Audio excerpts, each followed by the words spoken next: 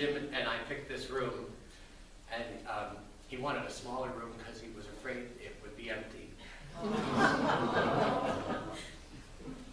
So I'm very pleased to see so many people here. And it's okay, because this is what we do.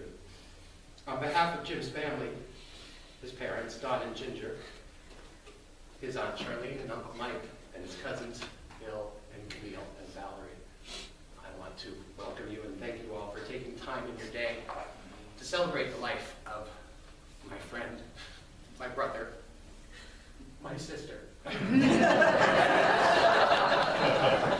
James Michael Romanik. I've been asked to speak for a few minutes on the life of my friend and to share some important memories and perceptions of Jim. Over the past few days, I've taken a little time to talk to some family members and some friends. Some people were kind enough to email me some things on some thoughts and impressions that they would like to have known about Jim. We will have an opportunity a little bit later for those who'd like to share a memory or a thought. Hopefully I won't leave anything out, and I'm going to try not to go on too long. So Jim was born on July 23rd, 1961 in Nyack, New York. And in many conversations that we've had, and in his journals, Jim wrote that the first of many fortuitous events in his life was to be adopted by his birth mother's cousin, Ginger and Don Romanik. If we're grateful for the life of our friend Jim, we're grateful to them because they raised him. They helped him become the man he was, the extraordinary man he was.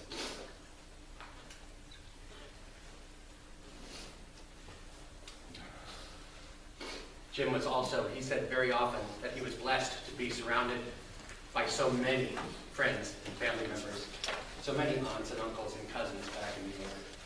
In 1968, the Romaniks decided to move from New York to Southern California to start a better life. Ginger comes to share a great story with me the other day about her precocious little 7-year-old boy who fearlessly engaged the California Border Patrol agent when asked if they had any fruits or vegetables to bring into the state. Jim said, "Wait, you want to search our car? We don't have anything to hide. Go ahead, search our car. We have nothing to hide. We are going to California." For Jim, that attitude would continue for his rest of his life. He had nothing to hide, and he never would. But more about that in a moment. Shortly after the Romaniks moved to Southern California, the Jerseys followed. Charlene, Bill, Billy, and Camille rounded out the western branch of their family. Charlene spoke to me about Jim's love of family and how grateful she was that Bill and Camille and Jim grew up more as siblings than as cousins. So many adventures they would share, and always willing to teach each other and help each other through life's journeys and life's challenges. Almost 30 years ago, I too was adopted by this family, as were many friends in this room. What a blessing to be folded into such a kind and loving clan, so supportive, so generous of spirit. Well, might be a surprise to some of you, but Jim was gay.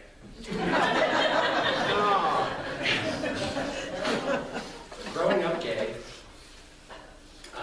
Jim felt different, and as a result, he was driven to understand himself and those around him. He was drawn to people who were different, people from other cultures.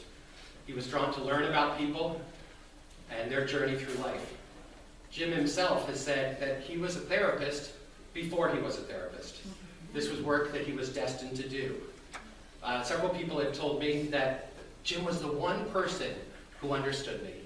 One said he got me in a way that no one else was ever able to get me. He had a gift. If anything, when he was a therapist, I think early on in his career, he was too quick to assess people and help them and have them move along. As he said, as you'll hear in his videos, he never was one to chase the dollar, but he tried to chase the truth. Jim was an accomplished bilingual therapist who worked extensively in the HIV/AIDS community and then with special needs children throughout his career in Los Angeles. He used his gifts to help many people in his lifetime. Jim said working in the Gay and Lesbian Center in an AIDS hospice setting at the height of the AIDS Holocaust taught him how to die, and to live with hope. It prepared him for his journey with cancer. Working with special needs children gave him new life and peace after so much loss and despair. As I mentioned, Jim had nothing to hide. I met Jim 28 years ago this fall at USC. He worked in the tuition audit department, Steve back there, and I was a student worker. I had just been hired, and I was doing menial tasks of copying things, and Jim loves to tell people that I gave him the hard cruise. I was very flirty with Jim at that time. Well, who can blame me? You're going to see, hopefully, well, either at this, they're trying to put it together, they'll have a slideshow of pictures of Jim, or if not, back at my home afterwards. You'll see this slideshow, and you'll see he was very cute then, so it's not surprising. So after meeting, we were headed to a party to celebrate a successful registration, and Jim volunteered to drive me. So we got in the car, and he hadn't spoken before this, basically. Got in the car, and his first words to me were, "So you're gay?" I was so shocked and taken aback by this, and it really took me a moment to compose myself. I told him, yes, indeed, I was gay, and he said, "Good, so am I, we can be friends." Well, we drove to that party, singing along with the soundtrack of Evita. And we have been friends ever since. Jim encouraged me to be out, to be proud, to be courageous, to stand up for what was right. Together we marched, we paraded, we protested, we partied, we laughed, and we sang. He wanted me to embrace love and abundance in my life, especially at those times in my life when they were overcome with fear and despair and scarcity. I have a vision. I have been blessed with many wonderful friends in my life. No one of them has affected me more on this journey than Jim. When I hit bottom with drugs and alcohol, he helped me, as he helped so many. Jim continued to help me through his lifetime, especially on his journey with cancer. No matter how difficult his journey with cancer, Jim believed that there were many more who suffered far more than he did. We used to go to radiation therapy, and he would see people there with burns, and he would see people there who were drooling, and people there who had heavy Parkinson's and things, all sorts of different ailments. And he would go, "God, right when I wanted to complain about my day, look what God shows me. My journey is easy." He says, "So I can't do math." Big deal. He says, "I know you're going to remember everything for me, so I'm okay." So, Jim allowed himself to feel, but he refused to marry the wound, as he said. That was his phrase. "I refuse to marry this wound. I refuse to suffer."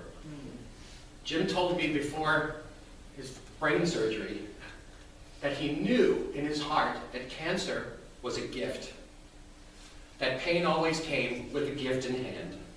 The challenge was being open and appreciative of the gift. He said that cancer was there to teach him something. It taught him how to slow down, how to appreciate life. Cancer taught him to be open to the abundance of life. It taught him to be in the moment. Previously, Jim felt that abundance was for other people. He even said that he created abundance for other people. But cancer stopped that race, that running that we all did. He was present to experience the abundance of love in his life without any need to go somewhere else or to do something else or to be something else. Despite his losses and setbacks, Jim was always helping me and others around him. In the spring, Jim had a seizure that left him without the ability to speak for about 2 weeks. Several days after that seizure, my father passed away. Despite his losses, even unable to speak, he was there for me. He could only say a few words and had to struggle to do those.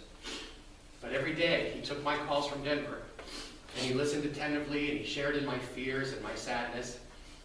And he literally struggled to get the words out. But he told me, "You are strong. You can walk through this. I'm proud of you, and I love you. And this was literally struggling to say words. When his speech returned to him later that week, I was so touched that he started to make fun of me. Several friends have shared with me that Jim has left us a legacy. By helping us, he has allowed us to help others. In this way, his gift is passed on and on into eternity.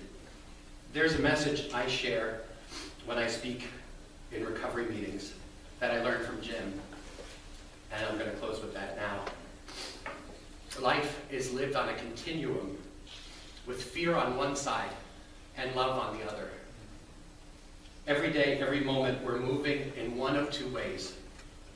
We're going to move towards fear, or we're going to move towards love. He said, when I feel myself in fear, I acknowledge it, I accept it, I feel the fear. And then I choose to move towards love. First, I love myself, and then I love others around me. I'm strong enough to do that. Some days I make giant steps forward, and other days, not so much. I'm going to leave you with this thought and ask you to always think of Jim and move towards love. Thank you for listening.